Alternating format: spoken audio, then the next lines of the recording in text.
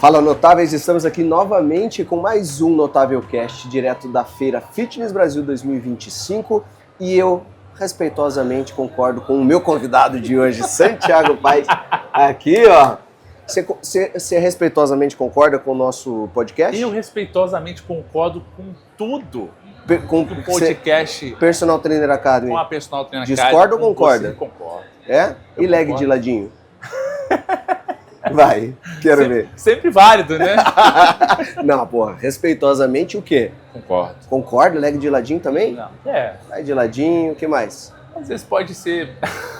Tá brincando, eu discordo. Discorda do leg. E aeróbico em jejum?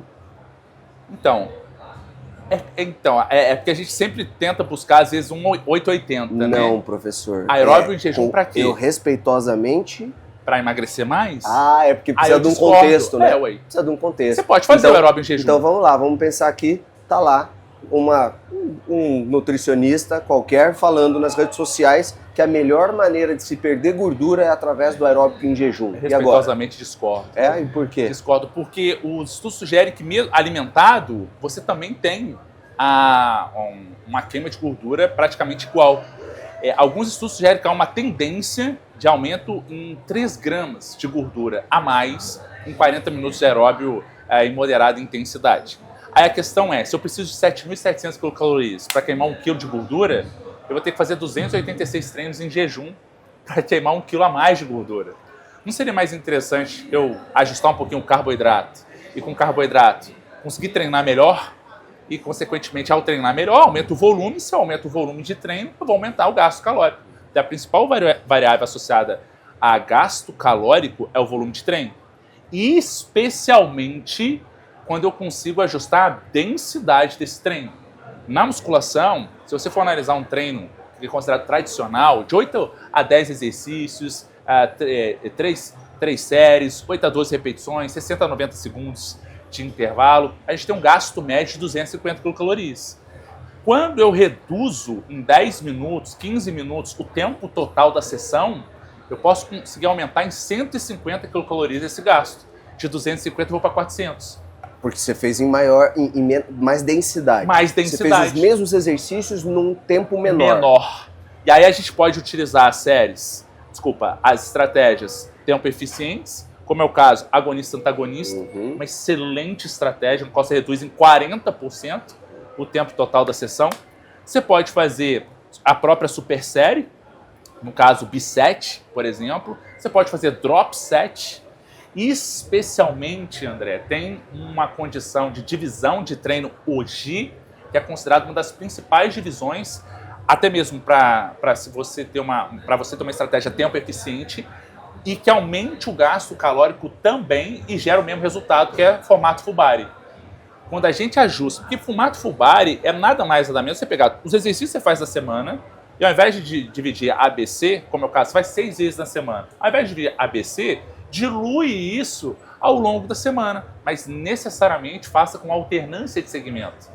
Porque quando você faz em alternância de segmento, especialmente após a última série, você já pode ir direto para a primeira série. Diminui o tempo, do intervalo. Outro membro. Já está descansado. Exatamente. Então você pega, por exemplo, 10 exercícios, entre aspas, fazendo essa mudança rápida, saindo do último exercício em falha e indo já para o outro membro, você ganha aí 1 minuto de recuperação. Imagina, se você faz 10 exercícios e ganha 10 minutos, são 10 minutos a mais, você pode utilizar em outros exercícios. Tiagão da nossa empresa, quando foi treinar com você, falou que você fez um full body com ele. E aí, quanto tempo, mais ou menos, de treino você tem utilizado aí para esse formato? Perfeito. Uma das justificativas que o full body também ele é bem interessante é porque você reduz a percepção de esforço. No início, pode ser que o indivíduo sinta mais cansado porque ele não tem também adaptação de redistribuição de fluxo sanguíneo, principalmente periférico, para a região superior. Então ele tem a falsa sensação de que é um formato que ele fica mais cansado. E, na verdade, é uma adaptação que ele não treina. Ora, se ele ficar 3 semanas, 4 semanas, ele vai tender a estar mais adaptado. E aí que tá, quando a gente aplica isso para indivíduos que já têm um determinado condicionamento, esse indivíduo ele suporta muito bem essas abordagens, especialmente quando a gente tem a 50 a 1 minuto e 10, 1 minuto e 20. Foi o caso que a gente treinou. Então, obviamente, o fato de estar ao lado de uma pessoa que a gente gosta de trocar ideia, que a gente já treinou junto, né? Isso é muito interessante. Demorou 1h30 o treino de vocês aí. Mas não só porque a gente estava conversando, tá? Mas a gente conseguiu fazer em 1h20, 1h30. Por quê? Como a gente ia diluindo, a volta para membro superior, ele falava assim, nossa, mas eu tô recuperado. Eu falei, então vamos moer isso aí. Aí moía tríceps, e agora? Agora vamos fazer uma cadeira extensora? Agora vamos fazer uma cadeira flexora? Vamos fazer uma elevação pélvica? Vamos fazer um RDL? Vamos fazer e você consegue, e você tem sugerido fazer esse formato para quem treina todo dia também? Excelente pergunta. A gente tem um estudo do grupo do Charles Lopes, né, que comparou exatamente isso. Todos os dias da semana, comparando com divisão ABCDE. E nesse ponto eles fizeram Fubari todos os dias. E o resultado foi maior para hipertrofia, especialmente de tríceps, né? Que era uma das formas que eles analisaram a imagem. Poderiam ser outras musculaturas. Mas a questão eu posso fazer todos os dias? Pode. Por quê? Porque você vai pegar os mesmos exercícios... diluindo o volume. Oi? Porque você está diluindo o volume. Isso é muito importante. Se você vai fazer... Eu normalmente quando treino um grupo muscular eu faço 16 séries. Você vai diluir 16 séries entre 5 dias. Isso é sensacional. Esse ponto é muito importante também, André, porque os estudos sugerem proporcionalidade de volume entre as musculaturas agonistas e sinergistas. Por exemplo, bíceps em relação a dorsais, os estudos sugerem que você consegue aproveitar 75% no bíceps quando você faz dorsais. Então você falou 16 séries, né? 16 séries para dorsais é como se fosse 12 séries para bíceps. 75% para bíceps, 12 séries para bíceps. Pronto. E aí depois você só isola o bíceps com exercício de 4 séries. Pronto. Isso que eu faço. E até mesmo dentro dos ciclos você pode dar ênfase. Então vou fazer, por exemplo, uma rosca direto no banco 45 para esse mesociclo de 6 semanas. Depois eu vou priorizar a rosca Scott e vai ajustando. Agora, para tríceps, os estudos sugerem 1 para meio.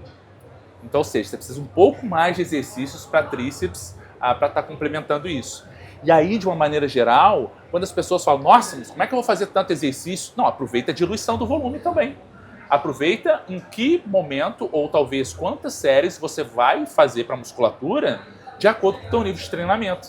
E aí o spoiler você pode fazer menos exercícios de bíceps, menos exercícios de tríceps, aproveitar os multi-articulares de upper, né? E nos dias de lower, você ajustar, principalmente para posteriores em relação a anteriores. Isso é uma dica muito interessante que eu vejo em função da aquela relação de isquiotibiais e quadríceps, né? Quadríceps e isquiotibiais, sim, no qual a gente precisa ter isquiotibiais tão fortalecidos quanto a ponto desse quadríceps não sobrepor a isquiotibiais. Então isso pode ser uma justificativa também para você começar o treino sempre com isquiotibiais. Uma pergunta que eu sempre faço, André, e aí eu acho que é sensacional porque eu vou estar na frente de uma pessoa que é referência da biomecânica no Brasil, existem mais exercícios de posteriores ou mais exercícios de agachamento? Olha, de bate-pronto eu falo que tem mais variações de agachamento anteriores, né? Quadríceps, glúteo. Isso é sensacional. E posterior... Eu também percebo isso. E aí que tá. Pelo fato, muitas vezes, do indivíduo não ter tanta variação, o aparelho, ou qualquer coisa que auxilie na prescrição de treino de posteriores, há uma tendência natural... fazer um menor volume. Exatamente. Você vai fazer cadeira e mesa flexora, você vai fazer 4 séries em cada um, deu 8 de volume total, 8 séries, pensando apenas nessa variável para calcular volume. Aí vai tentar complementar com stiff. Exato. Né? E aí? Aí são... Nórdica. E aí, será que a nórdica também já é popularizada? Eu vejo que eu ainda não vejo. Isso que eu falei 4 séries, né? A maioria das vezes fazem 3, né? Acabou. Então eu costumo fazer 4 séries. Mas posso fazer, por exemplo, uma flexão de joelho com a bola suíça ou com TRX? Pô, beleza, meia carga. Até que ponto talvez? Vai chegar um momento que você não tem uma sobrecarga tão grande. Então, nesse ponto, o André, já fazer uma relação... eu vejo que muitas vezes há uma tendência de desequilíbrio intermuscular de coxa por conta da falta de conhecimento e variabilidade dos exercícios. E é isso que você falou, né? Existe a relação isquiotibiais quadríceps. O quadríceps, ele por uma natureza até anatômica, biomecânica, ele sempre vai ter mais capacidade de extensão do joelho do que o posterior de flexão. É natural, né? Essa relação ela ser desequilibrada, né? É natural. Você não consegue ter a mesma capacidade de extensão com a mesma capacidade de flexão. Mas, ao mesmo tempo, isso que você falou é brilhante. O volume, normalmente, ele é muito menor, até porque tem menos máquinas, menos variações. Né? Você tem Smith, leg press, cadeira extensora, variações do livre. Isso. Só aqui a gente já consegue pensar em um monte de possibilidade para quadríceps, mas para posterior. E aí, culturalmente também, as pessoas, esteticamente falando, gostam de um vasto lateral saltando para fora ali do joelho, pertinho do joelho, mas ninguém olha no posterior no espelho. Exatamente. E aí, então, partindo desse pressuposto, eu me questiono muito que as pessoas falam, vamos fazer o básico. Mas o que é o básico? Será que isso aqui é o básico? Ajuste volume, ajuste relação? Cara, eu acho atualmente que o básico funciona desculpa pro professor não precisar estudar. Cara. É isso aí, concordo. Todo mundo tá falando, o básico funciona. Se eu postar lá qualquer máquina diferente, sempre tem alguém lá falando, o básico funciona. Eu sei que o básico funciona, agachamento sempre funcionou, supino sempre funcionou, barra fixa sempre funcionou e pronto, stiff também. Mas e quando você tem um aluno que precisa de uma adaptação? Exato. E quando você tem um aluno com uma limitação articular? Lógico. Aí você vai sempre no básico? Exato. O básico... não, aí eu tenho que passar para o especialista, porque aí tem que ser especialista. Claro, porque aí ele é básico, né? Ele é clínico geral, entende só do básico. Aí quando você precisa de um detalhe a mais, de um ajuste na máquina, às vezes de um desconforto que o teu aluno sente na máquina, né? Isso e você... Aí. Esse é um ponto importante também, que a gente entra na discussão do carga, volume ou as variáveis atribuídas ao volume, talvez justificando que a gente consegue ter hipertrofia satisfatória, sem necessariamente sempre pensando na carga máxima. E sabe uma das coisas que eu fico questionando também, André, e eu até pude conversar um pouco com o Belmiro no Deload, no podcast, por mais que nós tenhamos algumas meta-análises mostrando que o ciclo menstrual da mulher não interfere na performance, eu me questiono também os estudos que não trazem a relação entre sintomatologia. Porque nas mulheres que têm uma sintomatologia pesada, cara, isso é muito comum de acontecer. Cara, não tem como ela ter a mesma performance. E aí quando você chega... Exato, e aí quando você chega como treinador e fala pra ela, isso é besteira, porque os estudos sugerem que... Cara, que você tem a mesma força. Você tá com essa cólica aí, mas não importa. Você tem a mesma força, pode pegar a mesma carga que você fez na semana passada, que você não tinha nada. E aí, cadê? Não é uma questão de empatia, é uma questão também de posicionamento. Então hoje eu discuto muito o olhar da ciência, esse resultado geral, e dizer talvez que isso não influencia. E você sabe onde também a gente precisa contextualizar e que me dá força é na relação psicológica e na relação muitas vezes também alimentar que a mulher tem nos períodos da fase lútea, que é o craving, né? O craving é a vontade por comer algo ou fazer algo. Então o craving é a vontade por álcool, beber álcool, ou às vezes fazer compras, depende do universo, né? Mas muitas vezes é reverberado na alimentação. Se você tem, muitas vezes, uma relação de alimentação debilitada ou até mesmo vulnerabilizada por conta disso, isso interfere no treino. Ou na culpa em relação ao propósito da dieta que não está sendo efetivado. No emagrecimento. No emagrecimento ou até mesmo na performance da musculação. E se eu afirmar para você que ser obeso é uma questão de escolha? Isso aí. Eu respeitosamente discordo. Fala por quê? Porque muitas vezes a gente fala assim, existem pessoas que nascem já com a obesidade? Sim. Sim. Primeira coisa, e obrigado pela oportunidade de estar aqui com você, para a gente chegar nisso, isso vai dar um corte muito importante. Obesidade não é uma escolha. Porque a gente, por exemplo, tem estudos em modelo animal que a rata, se ela for, durante a gestação, ficar num ambiente extremamente estressante, a prole nasce já sensível ao estresse. A prole nasce já sensível à hiperalimentação e já com resistência à insulina hipotalâmica. Essa resistência à insulina hipotalâmica faz esse indivíduo já hormonalmente falando, já ser descompensado. E o que é a definição de obesidade? A definição de obesidade ela não é um excesso de tecido adiposo somente. O excesso de tecido adiposo ele pode vir como consequência justamente da circuitária hormonal que está prejudicada. Esse indivíduo não tem limite. Esse indivíduo nasce programado metabolicamente para ter uma hiperalimentação. Então, ou seja, ele não tem escolha. E a gente sabe que a infância aumenta muito o número de células adiposas que a gente tem.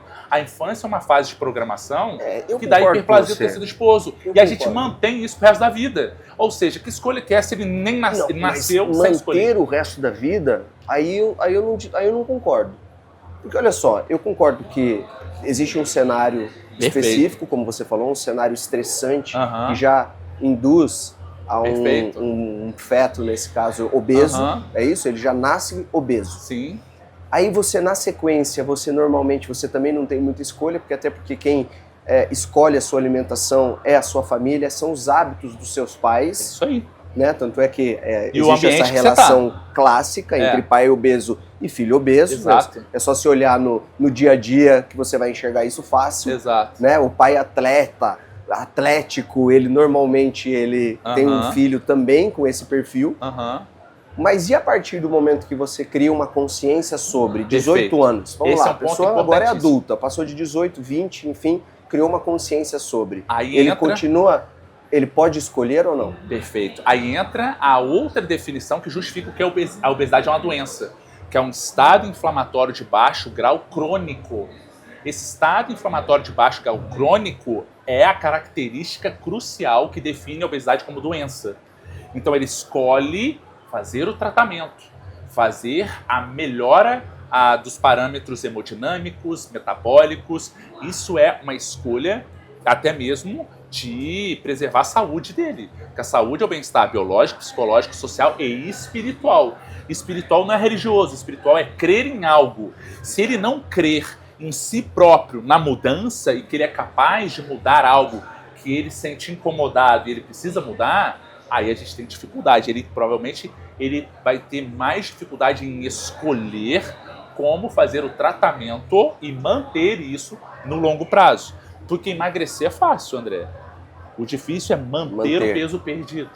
Manter o peso perdido. Então, escolher o tratamento é escolher o quê? Um estilo de vida que consiga manter esse indivíduo funcional e também, do ponto de vista psicofísico, que ele consiga viver uma vida com qualidade de vida e estender isso por longevidade. Porque quanto maior o peso corporal, menor é a longevidade. Esses dias eu fiz um post mostrando a atleta de tênis, puxa vida, esqueci o nome dela, negra. Serena Williams, fazendo propaganda de uma marca, né, chamada Row, que ela faz essa gestão do uso das canetinhas e tudo mais, e assim... E você, né, respeitosamente? Eu respeitosamente... Concordou ou discordou? É que ela fala duas coisas, deixa eu lembrar. Ela fala que depois da gravidez foi o que ela precisava para ela voltar ao peso que ela tinha. E a segunda coisa que ela fala é que não é um atalho a canetinha, é ciência. Vamos lá. Eu respeitosamente concordo. Ah, é? Sim, eu concordo. Por quê? Eu acho sim que é ciência. Sim. Ao mesmo tempo, não digo que é um atalho, né? Porque assim, a gente pode considerar que o exercício físico é um atalho. Então. Ele vai te levar ao emagrecimento. Ao caminho. Ele vai te levar para o caminho, ele é um atalho. Mais rápido. É isso, é só isso que eu estou considerando. Exato. Exercício físico é um atalho para você emagrecer, porque ele vai te emagrecer mais rápido do que se você não fizer exercício. Ótimo. A canetinha também, ela vai... É um atalho para você emagrecer. E aí, por isso que eu estou concordando com essa informação e concordando também com a questão que ela falou ali. Bom, isso eu não posso discordar, a opinião dela dizendo que... Mas alguma coisa te incomoda? Sim. Eu acho que eu sei que te incomoda. Aí o que me incomoda é que os estudos que eu já li, por mais que não seja bem a minha prática, né, minha habilidade em leitura ou minha dedicação em leitura, eles mostram que o reganho de peso ele é muito considerável. É isso aí. E, então, assim, parou de usar, recupera. É isso. O que eu vejo, então, onde eu respeitosamente discordo, na informação que a partir do momento que você está usando aquilo, você emagrece. ponto, todo mundo já sabe também que é científico e é real. Mas aí, ou você fica dependente do medicamento, e isso é ótimo para a indústria farmacêutica, e aí você também não tem um acompanhamento, né? Então, quando eu postei, algumas pessoas conversaram, eu gostei ali de colocar, eu falei assim, cara, essa canetinha ela tinha que ser vendida com o check-in da academia, né? Não pode só estar matriculado. Né? Ele tem que fazer bariátrica com um check-in do psicólogo, né? Pronto. É isso aí. Tem que estar ali. Tem que estar ali, check-in, nutricionista, psicólogo, check-in, liberado a canetinha. Né? Porque senão o que acontece, eu acho que é isso, né? Ele vai fazer o efeito sanfona, ele emagrece, e aí depois ele volta a querer agora eu como de volta, e daqui a pouco, se eu quiser emagrecer, eu faço a aplicação de volta e fica nessa, né? E realmente a gente sabe que isso não é saudável. Exato. Existem coisas que nessa vertente me incomodam. A primeira a gente tem uma atleta no qual presume-se que ela teve um estilo de vida extremamente ativo, totalmente diferente com a população, e do ponto de vista de aprendizado do que tem que ser feito, de alimentação, de treinos, de hábitos saudáveis, até mesmo de sono, recuperação, presume-se que ela aprendeu o top. E ela é o top. Performance. Se ela é o top e as pessoas veem como top e veem ela, entre aspas, usando uma caneta, você fala, pô, se até a Serena que sabe dieta, treinar, tá usando, então... Tá liberado. Liberou pra mim. Isso aí. Não isso é uma coisa que já me incomoda. Eu entendi que você respeitosamente discorda. Eu tenho muito receio, porque a pessoa que chega pra ti, ela tá morrendo, ela tem uma dor, ela tem um imediatismo e ela tá sofrendo muitas vezes porque a condição física dela tá deixando ela em desespero. Então ela fica vulnerável, muitas vezes, a não ter a voluntariedade de fazer algo e quer o imediatismo total. E isso me deixa meio complicado. O segundo ponto que eu acho importante e é muito legal, a gente discutir isso, a quantidade de casos de intestino preso, de problemas emocionais e até mesmo perfuração intestinal com o uso dos análogos de GLP-1 está muito alta. E por qual motivo? Prisão de ventre, constipação crônica. Associada à constipação. Constipação crônica. Obviamente você tem as náuseas, você tem vômito, você tem tudo. Não gera flatulência. Exatamente. Piada interna, né, pessoal? E aí a gente tem esse cenário que precisa necessariamente ser contabilizado. Fora que dependência psíquica. O indivíduo acredita que ele só vai conseguir ter resultado se tiver algo, porque ele não consegue sozinho. E esse indivíduo que tem dificuldade em aprender a comer e treinar, provavelmente ele tem alguns aspectos comportamentais, entre aspas, que precisam ser melhorados. E aí você tem um outro componente que deveria ser compreendido. Não, eu preciso, que faz parte do tratamento. Então o médico, ele tem o que? Olha, você vai vir com essa medicação que a gente precisa perder peso, até só treinar. Não, porque às vezes ele não consegue nem fazer uma flexão de joelho. Ele não consegue. E aí, então, necessariamente a gente reduz e isso ajusta. Como a gente vai reduzindo essa carga adicional, a gente vai melhorar a mobilidade, a gente vai melhorar a resistência e talvez a gente vai progressivamente causando um fortalecimento muscular e, obviamente, vai melhorando o componente hormonal. Então, a gente não pode ser também aquela coisa taxativo, né, de isso aí é falta de vergonha na cara. Não, peraí, cara. E aí a gente resolve o problema, a gente não julga. Então, esse é um componente que é importante, a gente saber que sim, pode vir com uma estratégia medicamentosa, mas necessariamente esse indivíduo precisa aprender a comer e também treinar. Treinar no sentido de atividade física, entender as questões atribuídas ao movimento, mas porque então, o nosso corpo precisa do movimento. Principalmente você discorda da questão da Serena Williams? Essa relação entre a imagem dela, essa imagem dela como um atleta, como uma pessoa... Ela está dando um aval, dizendo que se eu também não conseguir, você também pode pegar a sua, porque eu estou assinando que mesmo eu que sou atleta e que consigo fazer, né, que tenho já uma capacidade, uma bagagem, né, específica para alimentação já restrita, treinamento intenso, não conseguir, você agora, a partir de agora você pode. Isso me incomoda um pouco.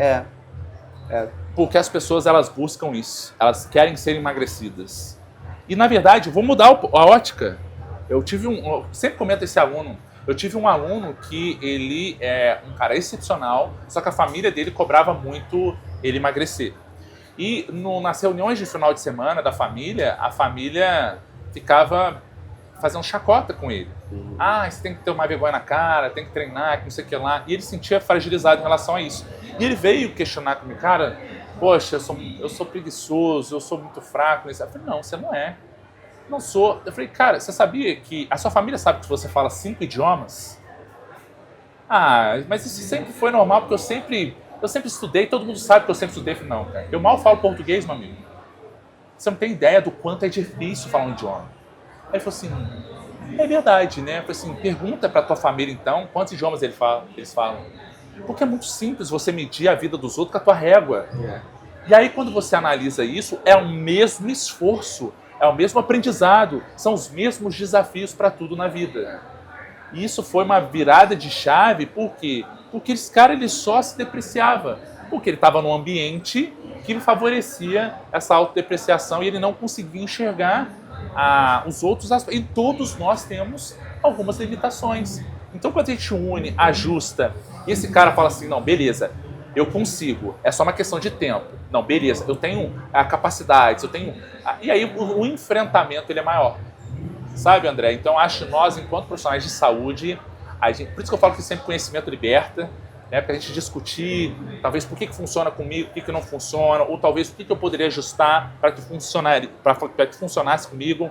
E a gente tem um papel muito importante nisso, André. Cara, que conversa boa. Gostosa, né? Posso te agradecer mais uma vez? Com certeza. Muito obrigado, meu amigo. Obrigado. Prazer estar aqui com você. Fala o teu Instagram primeiro, que eu acho difícil as pessoas não te seguirem, mas fala aí para aqueles que ainda não te seguem. Santiago Paes PhD, meu Instagram. Santiago Paes PhD, só isso, né? Não tem ponto, não tem hashtag, não tem nada, né? Direto ao underline, não tem nada. Santiago Paes PhD, eu respeitosamente estou mandando vocês seguirem ele, caso você ainda não siga. Mas está aqui um super especialista, professor de educação física, nutricionista, psicólogo. Falando aqui com a gente no Notável Play, direto da Fitness Brasil Expo 2025. Obrigado, meu amigo. Obrigado a vocês que estão nos ouvindo e nos assistindo também. E encontro vocês no próximo episódio. Valeu.